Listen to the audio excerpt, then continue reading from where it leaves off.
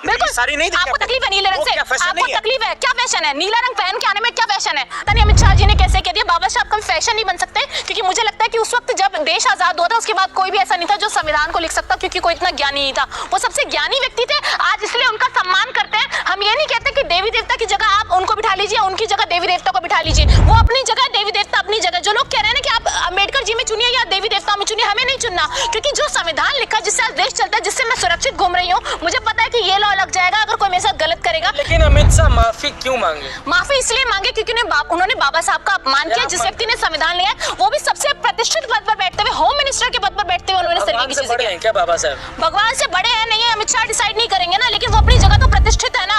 बाबा साहब भीमराव अम्बेडकर जी अपनी जगह है कि नहीं है? उन्होंने कॉन्स्टिट्यूशन लिखा। आप सोचिए, जिसने कॉन्स्टिट्यूशन लिखा, जिसकी वजह से कुर्सी पर बैठे हैं, जिसकी वजह से इलेक्शन होते हैं, फ्रीडम ऑफ स्पीच है, आप उसी का सम्मान नहीं कर रहे, उसी पद पर बैठकर। राहुल तो गांधी सबसे ने इतना शर्मनाक गुनाह किया है तो स्वर्ग में जाने का अमित शाह जी रास्ता बता रहे हैं। देखिए, स्वर्ग कौन डिसाइड करेगा? स्वर्ग क्या है? आप देखिए, भारत को वो स्वर्ग नहीं मानते, वो इसलिए कह रहे हैं कि स्वर्ग तो आसमान में, इसलिए एक एक करके नरेंद्र मोदी और अमित शाह सबको स्वर्ग भेजने की तैयारी कर रहे हैं। ये मतलब समझे हम इसका? आप कह रहे हैं कि आप आसमान में जाएंगे तो स्वर्ग है। क्यों भारत को आप स्वर्ग नहीं मानते? ये पूरा देश स्वर्ग नहीं है? कश्मीर से कन्याकुमारी तक स्वर्ग नहीं है? ये स्वर्ग है जिसको नरेंद्र मोदी और अमित शाह नर्क बनाने में तुले हुए हैं, और वो इसलिए कहते हैं कि स्वर्ग आपको आसमान में मिलेगा, क्योंकि वो जानते हैं कि यहाँ या जन्नत चाहिए। देखिए, हमें तो जय भीम चाहिए, और जन्नत इस धरती पे क्या, ये धरती जन्नत है, हम जन्नत में ही रह रहे हैं, और जन्नत में रह के हम जय भीम बोल सकते हैं, जय भीम बोल सकती हूँ मैं, मेरे को कोई तकलीफ नहीं है। जय श्री राम नहीं चाहिए आपको? देखिए, जय श्री राम क्यों नहीं चाहिए?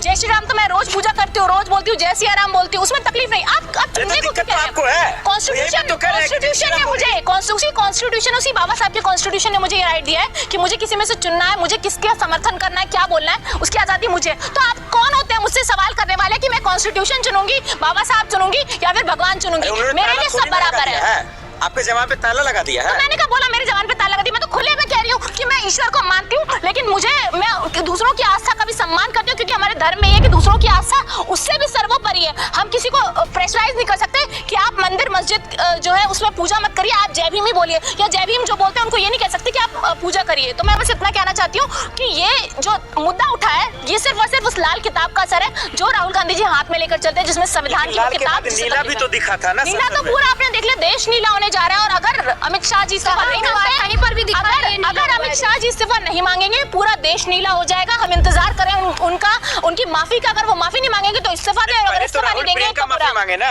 क्यों मांगे राहुल प्रियंका? नहीं दिखा बिल्कुल सारी नहीं दिखा। आपको तकलीफ है नीले रंग से? आपको तकलीफ है? क्या फैशन है नीला रंग पहन के आने में? क्या फैशन है? नीला रंग किस चीज का प्रतीक है? हमारे तो चक्र में भी है, आपको याद होगा नीला रंग।